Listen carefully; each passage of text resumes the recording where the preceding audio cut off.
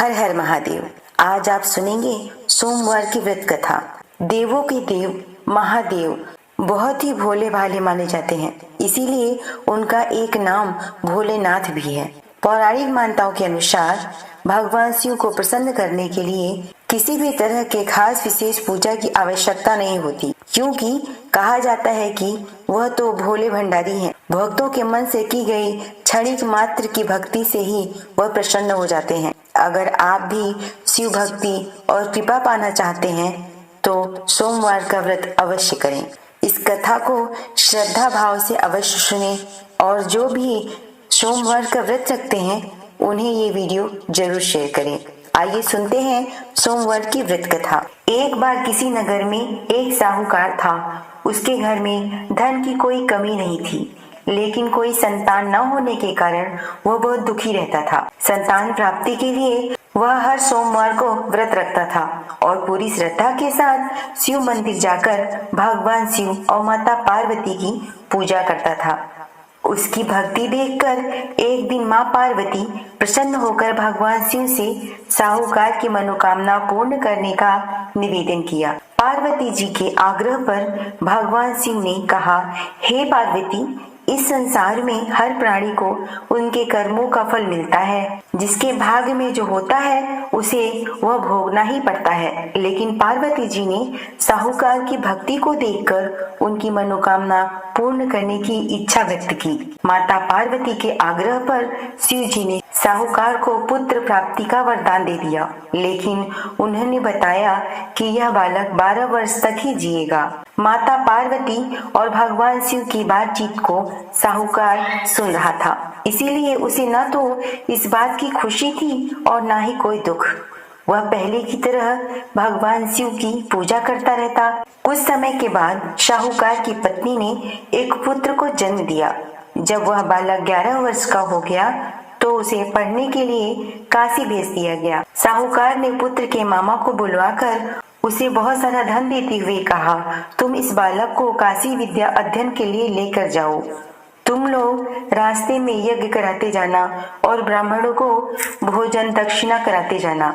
दोनों मामा भांजे इसी तरह यज्ञ कराते और ब्राह्मणों को दान दक्षिणा देते हुए काशी नगरी निकल पड़े। इस दौरान रात में एक नगर पड़ा जहां नगर के राजा की कन्या का विवाह था, लेकिन जिस राजकुमार से उसका विवाह होने वाला था वह एक आंख से काना था।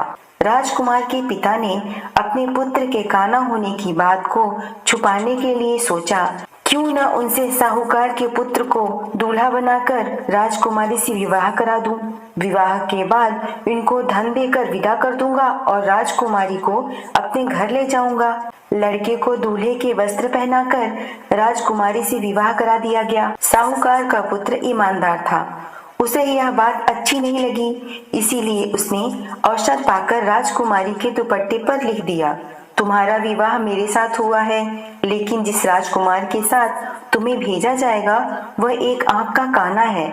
मैं तो काशी पढ़ने जा रहा हूँ। जब राजकुमारी ने चुन्नी पर लिखी बात पढ़ी तो उसने अपने माता पिता को यह बात बताई। राजा ने अपनी पुत्री को विदा नहीं किया, फिर बारात वापस चली गई। दूसरी ओर साहूकार का लड़का और उसका मामा काशी पहुंचे और वहां पर जाकर उन्होंने यज्ञ कराया। जिस दिन लड़का 12 वर्ष का हुआ उस दिन भी यज्ञ का आयोजन किया था। लड़के ने अपने मामा से कहा, मेरी तबीयत ठीक नहीं है। मामा ने कहा, तुम अंदर जाकर आराम कर लो। शिव जी के वरदान अनुसार कुछ ही देर में उस बालक के प्राण निकल गए। मृत भांजे को देखकर उसके मामा ने विलाप करना शुरू किया। संयोगवश उसी समय शिव जी और माता पार्वती उधर से गुजर रहे थे। माता पार्वती ने भोलेनाथ से कहा, स्वामी, मुझे इसके रोने का स्वर सहन नहीं हो रहा, आप इस व्यक्ति के कष्ट को अवश्य दूर करें। जब शिव जी मृत बालक के समीप गए तो वह बोले कि यह तो उसी साहूकार का पुत्र है जिसे मैंने 12 वर्ष का वरदान दिया था।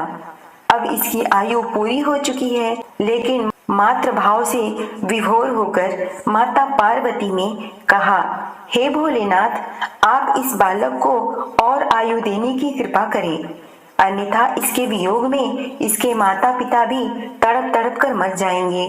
माता पार्वती के पुनः आग्रह पर भगवान शिव ने उस लड़के को जीवित होने का वरदान दिया। शिव जी की कृपा से वह लड़का जीवित हो गया। शिक्षा पूरी करके लड़का मामा के साथ अपने नगर की ओर वापस चल दिया। दोनों चलते हुए उसी नगर में पहुंचे जहां पर उसका विवाह हुआ था। उस नगर में भी उन्होंने यज्ञ का आयोजन किया। उस लड़के के ससुर ने उसे पहचान लिया और महल में ले जाकर उसकी खातिरदारी की और अपनी पुत्री को विदा कर दिया। इधर साहूकार और उसकी पत्नी भूखे प्यासे रहकर बेटी की प्रतीक्षा कर रहे थे। उन्होंने प्रण किया हुआ था कि यदि उन्हें अपने पुत्र की मृत्यु का समाचार मिलेगा तो वह प्राण त्याग देंगे। परंतु अपने बेटे के जीवित होने का समाचार जब उन्होंने पाया तो वह बहुत खुश हुए। उसी रात भगवान शिव ने साहूकार के स्वप्न में आकर कहा, हे भक्त, मैंने तेरे सोमवार के व्रत करने से और व्रत कथा सुनने से प्रसन्न होकर तेरे पुत्र को लंबी आयु प्रदान की है।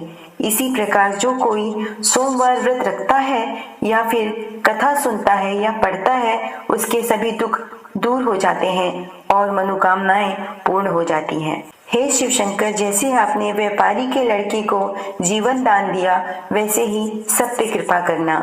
बोलो भगवान शंकर की जय हो।